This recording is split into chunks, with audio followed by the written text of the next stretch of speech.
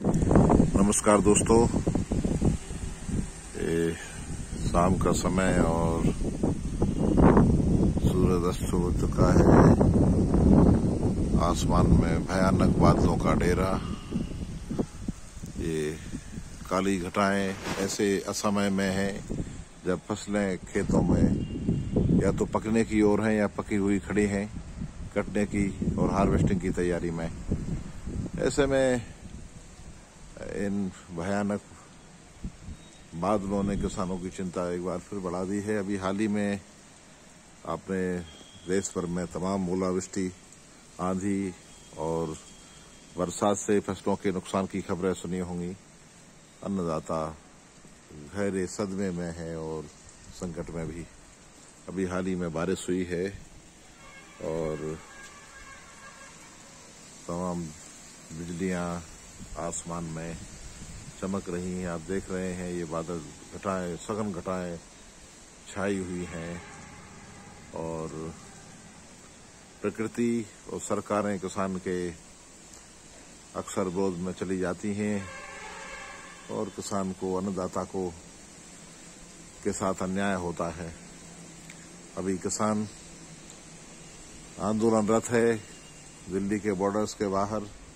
उसको देश में ही, अपने ही देश की राजधानी में आंदोलन करने की, अपनी बात कहने की छूट नहीं, उसको रोक दिया गया है। जैसे कोई आक्रांता या आतंकवादियों को जैसे देश में घुसने से रोका गया हो, इस तरह से प्रदर्शन सरकार द्वारा किया जा रहा है कि किसान न हुए, उपद्रवी हो गए, उग्रवादी हो गए और विदेशी आक्रांता हो गए, ऐसा लगता है।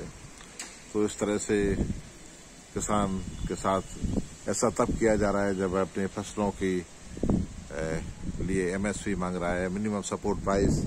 अर्थात देखिए बिजली किस तरह से डरा रही है जब वो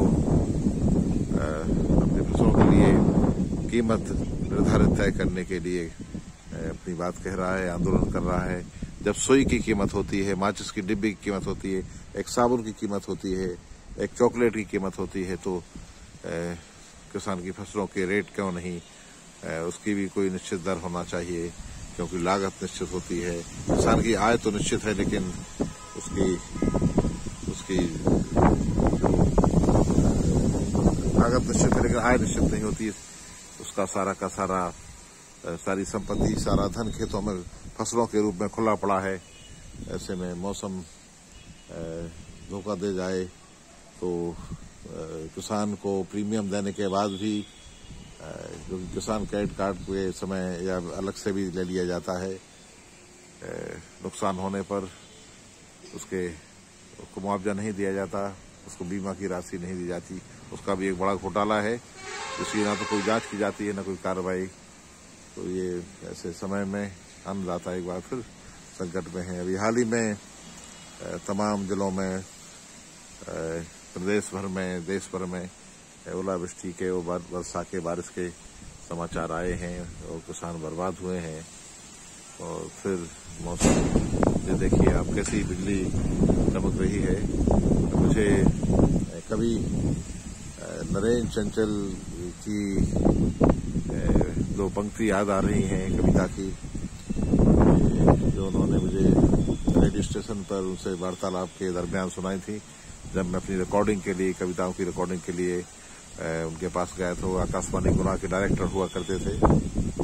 उन्होंने मुझे अपनी कुछ किताबें समीक्षा के लिए दी थी, जिस पर मैंने समीक्षा लिखी थी। मुझे वो लाइन याद आ रही हैं, संकल्पों को कैसे जिए, मौसम पानीदार नहीं है, जानबूझकर चुप है पीढ़ी, सचमुच वह लाचार नहीं है। तो मौसम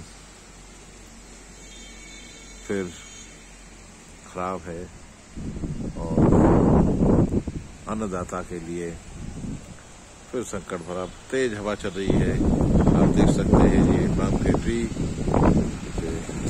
जाती थी, ये इस तरह से हवा में झूल रहे हैं और ठंडी हवा चल रही है।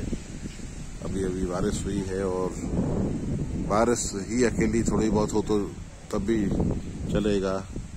हालांकि इससे भी फसलें खराब होती हैं, लेकिन अंदेशा कुछ और होता है, ओलावृष्टि का होता है और उसका डर रहता है, और अतिवृष्टि का रहता है, तेज आंधी का रहता है, जिसमें कटी फसलें उड़ जाती हैं और खेतों में खड़ी फसलें आड़ी होकर गिर जाती हैं और ओलावृष्टि से तो तबाही ही हो जाती हैं।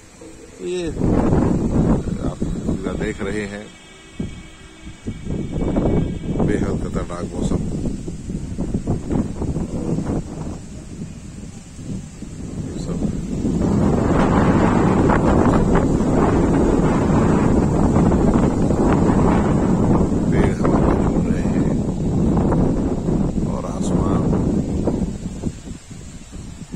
जैसे व्यवस्था का आसमान बिजली चमकाकर किसानों को उड़ा रहा है।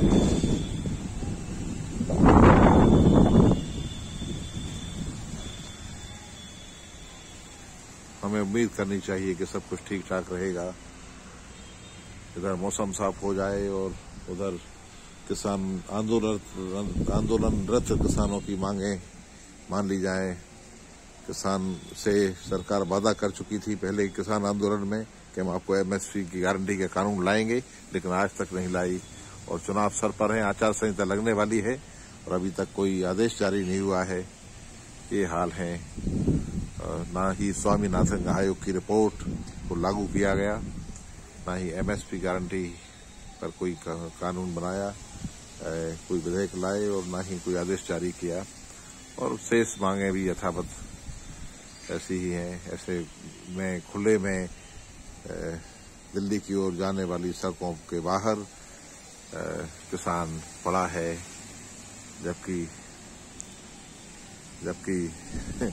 व्यवस्था के नियंत्रक, उद्योगपति और आरामदायक जीवन जीने वाले निर्णायक लोग अपने बंगलों में, अपने सुविधाजनक बंगलों में आराम फरमा रहे हैं। हमें किसान अन्नदाता की चिंता करनी होगी, हमें अन्नदाता के साथ न्याय करना होगा और उसके लिए एक अच्छा आंदोलन खड़ा करना होगा। हम उम्मीद करते हैं कि ये सब होगा। फिलहाल इतना ही। बहुत बहुत धन्यवाद दोस्तों। नमस्कार।